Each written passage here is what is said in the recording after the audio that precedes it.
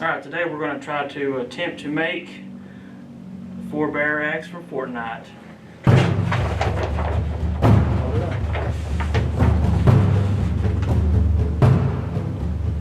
Let's lay it down here. First thing we got to do is got to cut it out. We found a file online. I can't remember exactly if I found this one pre-cut out with the background removed or if I had to do it myself. But I'm pretty sure I have a copy of the file, and so I'll try to attach a link to it in the description.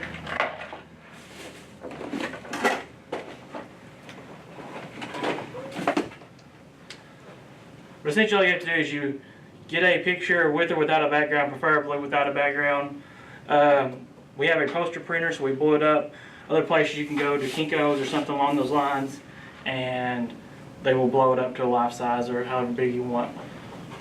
What we're going to do is we're going to cut this out. We're going to lay our pipe and everything onto it, and we'll know how long to make the pipe, and how. Actually, I don't think we're going to have to cut it, shape it at all, because it looks like it's pretty straight. So, but we'll cut this out, and we'll be right back. Hey, and here we are. Alright, so we got it cut out. It took a while, but we ended up getting it. Yeah, 10 minutes. It's not one to stay laying flat, but we'll have to make do. So, we're basing this build off of another YouTube creator called Odin Makes.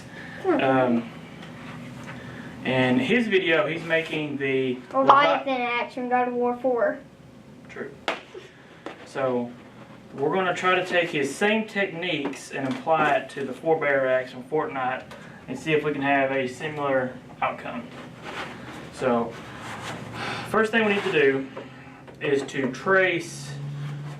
This is. Wait, where did you get that? Hi there. Siri, never mind. Never mind. Siri, shut up. Siri's going wild. Yeah. Okay. I'm not entirely sure what these are called. It took me forever. Someone ended up sending me a link to this, but this is a piece of foam. I don't know if it's polystyrene or what type of foam it is. We're upside the road. But we're going to use this to make the inside of our axe. This is approximately, I don't know, maybe 4 millimeter or something like that. 6, I'm not entirely sure. But we're going to use this. We're going to lay the axe on top of it, trace it out, cut it out, and then we'll go from there. Okay, so we're going to copy this template onto this foam, and I find that it's a lot easier to do so if you pin it down with push pins. You would normally use for just sewing and whatnot, but it holds it in place. You don't have to worry about trying to hold it with one hand and trace it with the other. It makes it a lot easier. Get you something to trace out your form.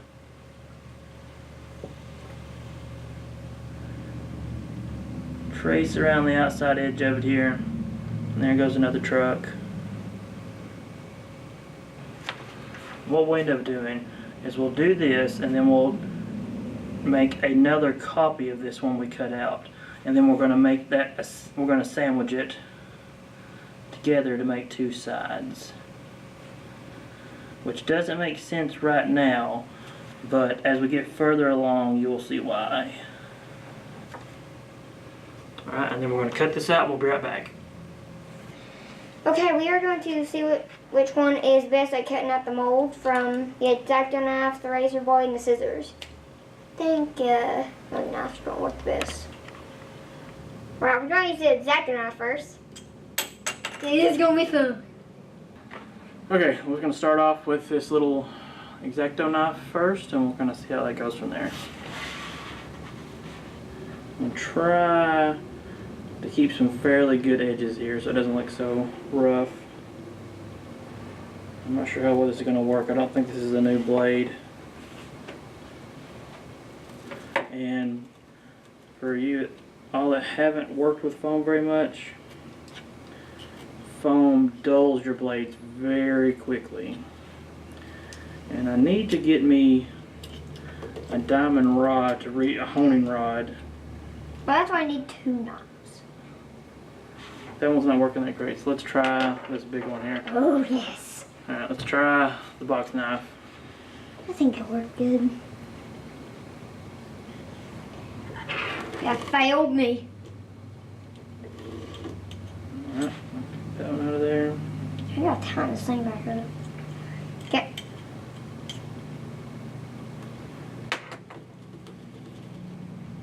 It's very sorta. Yeah, I think this one's working better. Kinda sorta, maybe not.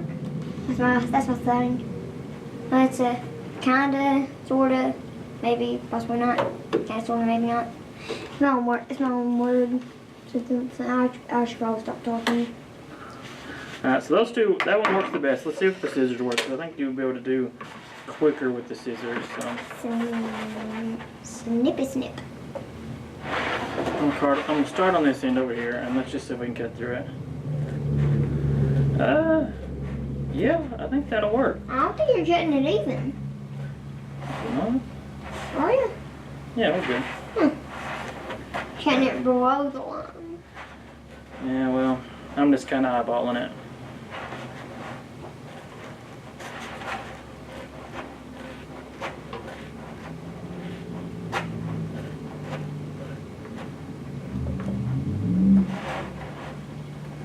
Okay. Alright, so we'll finish this and we'll be right back. Alright, so I got these two pieces cut out. This is how they should go back together. We're going to have the pipe in the middle there to make the handle.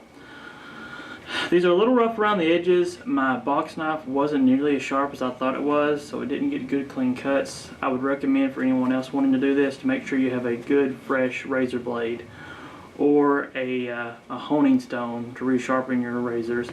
I ended up having to cut it from one side and flip it over and cut it from the other, and it's still got a bit of a jagged edge, but that can be cleaned up later with a Dremel and some sandpaper. So what I'm going to do now is I'm going to make a copy of this piece over onto the foam again, so I have an exact replica. Do the same thing with the pick, and then we'll put both those together. Alright, we finished this part of the axe. Now we're going to do the back part.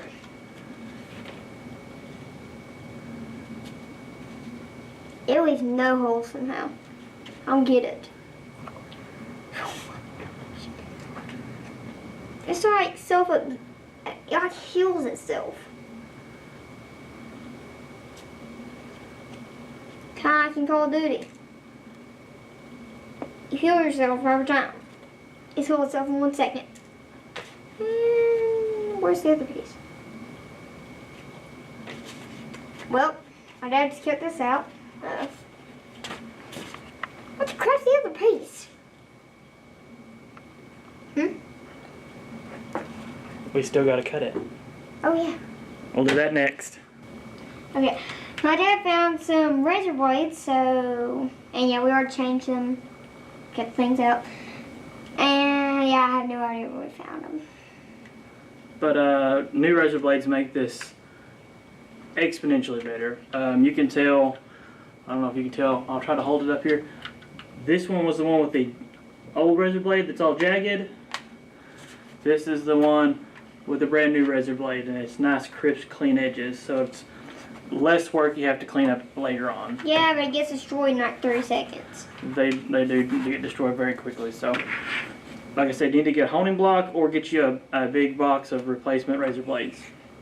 So what we're going to do next is, with this particular build, we're going to put LED light strips inside of it so that it will glow when you want it to. As Odin shows in his instructional video, he gets a piece of this clear, flimsy plastic. This is essentially what would be in like really cheap picture frames or frames for posters. It's called polystyrene, and it's just clear. I think this right here also may be a polystyrene foam. This is polystyrene plastic, and it's clear. May be wrong on that, but I think that's what it is. Got this at Hobby Lobby. Each one of these sheets was about $2.50. These sheets of this foam. $250. $2.49. You should have made it clear. These sheets of the white foam here, I think they were probably about $7 a sheet, and they came in probably about a 2-foot square. I bought 2 of those. what we're going to do is we're going to take this, we're going to trace out the shape that we want of our axe. And then we're going to cut the plastic a little bit smaller because we want the plastic to be able to fit inside of the axe, and we're going to sandwich it in between like this essentially. And what that's going to do is it's going to make it a little more rigid, give it a little bit more structural stability, and when we go back we're going to trace this pattern onto the plastic, and we're going to start trying to cut out we're going to go over the pattern that we traced on the plastic with the LED light strips.